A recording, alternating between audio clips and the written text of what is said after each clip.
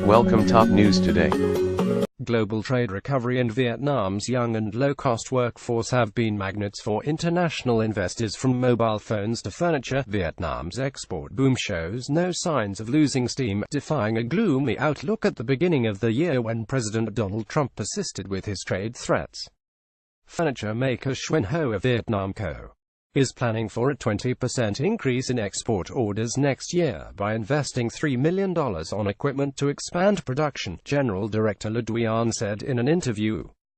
The company, based near Hanoi, makes office tables and cabinets for clients including IKEA. "I'm quite optimistic about our sales next year," An said. "We have new customers in Europe, while our regular clients also sent more orders than last year." When Trump pulled the U.S. out of the Trans-Pacific Partnership in January, it was seen as a blow to Vietnam, which exports about a fifth of its goods to the world's largest economy.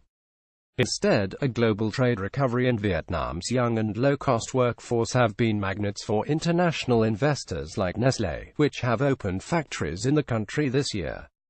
That's helping underpin its economy, which expanded 6.81% this year, among the fastest in the world. "We've seen Vietnam's coming of age this decade with its rapid transformation to a manufacturing powerhouse," said Eugenia Victorino, an economist at Australia and New Zealand banking group in Singapore.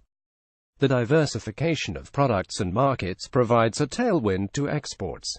"We are very bullish on growth, though we remain cautious of structural issues of legacy bad debts." Gross domestic product rose 7.65% in the fourth quarter from a year earlier, data on Wednesday showed. Exports increased 21% in 2017 to a record $214 billion, with mobile phones and parts making up the biggest segment at about a fifth. The strength of the U.S. economy bodes well for Vietnam, which was the top exporter of goods last year among Southeast Asian nations. Sales to the U.S. rose 8% this year. Nguyen Si Ho, Deputy General Director of Phu Thai Corp., which makes home furniture for Walmart outlets in the U.S., forecasts a 30% increase in exports next year.